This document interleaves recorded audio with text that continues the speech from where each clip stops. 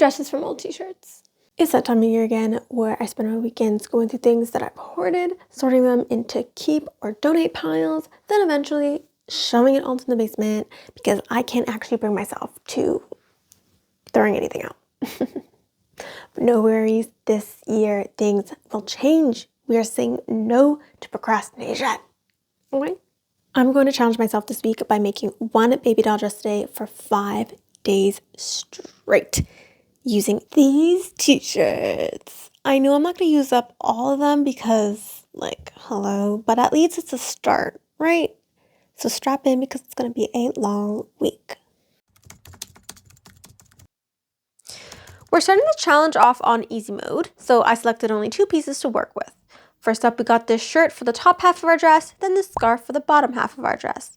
2 super simple pieces that live in the same color world as they're both slightly muted warm tones. The ends of the scarf have this little dangling tassel detail, which would be great to have on the side of the dress, so I guess the plan is to cut the scarf in half, then flip one side over so the tassel detail is going down along both the left and right side seams. Looking at it in the mirror a bit has got me thinking it's a bit too long. Maybe I'll add some drawstring ruching on the sides, or maybe even just tack the ruching in place? I don't know. Let's put this thing together first, then go from there.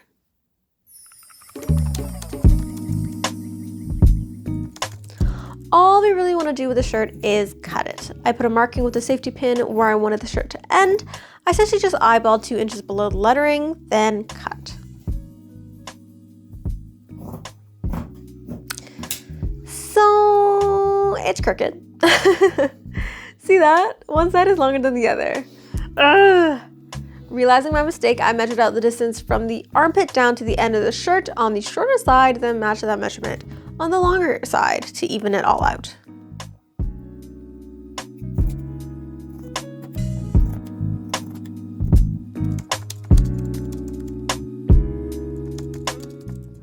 To start, we're going to fold it in half. Lay it down, then cut.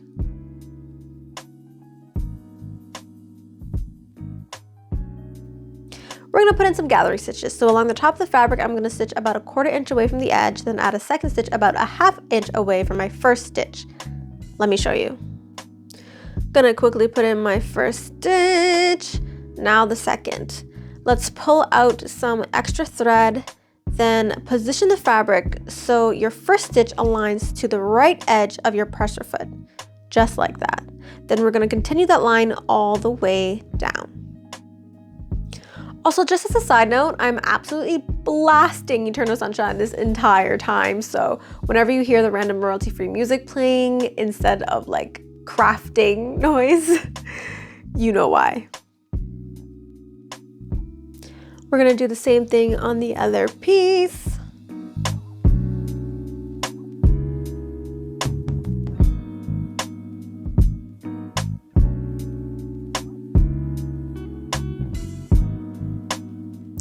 Now it's time to gather. If you are a long nail girly like me, grab a pin or tweezer to help you here, as you have to grab 1 thread from each line, then gently pull the fabric inwards to create some wrinkles. Don't pull too hard though, as the thread might snap and you'll end up having to redo the gathering stitches you just made.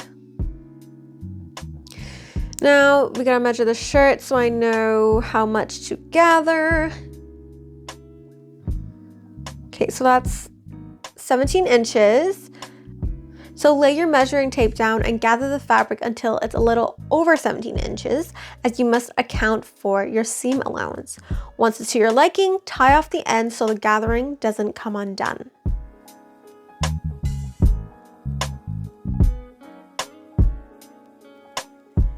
I went ahead and serged all the raw edges. You don't have to serge t-shirt material, but I did it just in case. We're going to overlap the panels like this, with the tassels on top, pin it down, then straight stitch it. We're going to do the same on the other side, then bam, time to assemble. What I like to do, as I have a knack for attaching the wrong things together, is to just lay the pieces down exactly how you want it, put your hands through the skirt to grab the corresponding part on the t-shirt, then flip the skirt over. Now all that's left to do is pin and stitch all the way around. That's it. Let's see how it turns out in 3, 2, 1.